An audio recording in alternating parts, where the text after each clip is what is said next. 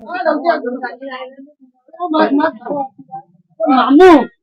ଏ ଦୋକାନ ତ ତମର? ହଁ ଏବେ ନୂଆ ଜାଗା କିଣିଲା କେମିତି ଦେଲା? ଦୋକାନ ଦେଇଛି ଆଉ ତମ ଦେଖା ଦରକାର ନାହିଁ ଆଉ କଣ ଟିକେ ଚା ଦବ। ହଁ ହଁ ତମକୁ ଚାକିରି ଥିଲା ବା? ଚାକିରି ଥିଲା ବା? ଚାକିରି ଆଉ ପଇସା ପତ୍ର ପଶୁନି ପାର୍ଟ ଟାଇମ୍ ଏଠି କରିବାକୁ ପଡୁଛି ଯାଉ ଆଉ କଣ କରିବା। ତମ ଭଲ ଚାକିରି ଟା ଛାଡିକି ତମେ ଏଠି ଚା ଦୋକାନ ଦେଇଛ, ଇଏ ପୋଷେଇବ?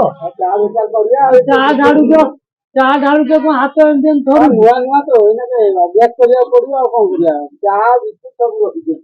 ସେ କି ଯୋଜନା ଯୋଉ ସୁଭଦ୍ରା ଯୋଜନା ସେଟା ପକେଇଛ? ନାଇଁ ପକେଇନି ଯିବି ଆଉ ଆଜି ଏ ଲୋକଙ୍କର ଟଙ୍କା ଟା ଆସିସାରିଲାଣି, ତମେ ଏପର୍ଯ୍ୟନ୍ତ ପକେଇନ? ନାଇଁ ପକେଇନି କାମ ଜାଣିଲ ମୁଁ ଶୁଣିଲି, ମୁଁ ନାଳବନ୍ଧ ସେଠି ଯାଉଥିଲି, ମତେ କିଏ ଗୋଟେ କହିଲା ମାମୁଁ ସେଠି ଚା ଦୋକାନ ଦେଇଛି। ହଁ ନା ନୂଆ ଖୋଲା ହେଇଛି 3 ଦିନ ହେଲା ଆଉ କଣ କରିବା। ଏ କଣ କାମ ତମ ପୁଅ କହନି ଭାରି ବ୍ୟସ୍ତ ସବୁ। ପାଣି କଣ ପୁଅ ପାଣି ନେବୁ ନା ଚା ଟିକେ ଦିଅ। ଟିକେ ଦେଖିବା ପଇସା ଦେବି ଆଗେ ନବ ଆଗେ ପଇସା ନବ? ଆଗେ ମୋର ଦୋକାନରେ ଆଗେ ପଇସା। ତମ ଚା ଦେଲ ଟିକେ ଦେଖିବା ପିଇକି କେମିତି ନାଗୁଛି। ଚା ଟିକେ ଗରମ ହଉ। ଗରମ ବଉଛ? ଗରମ ଗ୍ୟାସ ତ ବନ୍ଦ ଅଛି। ଏବେ ତା ଦେହରେ ମୋ ଚା ଅଛି। ଆରେ ଏଥିରେ ନାହିଁ ଖାଲି ଅଛି। ଖାଲି ଅଛି?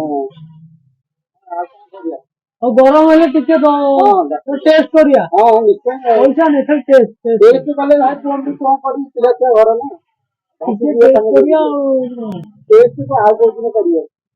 ହଉ ତମ ଚା ଗରମ ହଉ, ମୁଁ ଟିକେ ଆଉଛି ଆଗରୁ ପାନ ବି ଅଛି।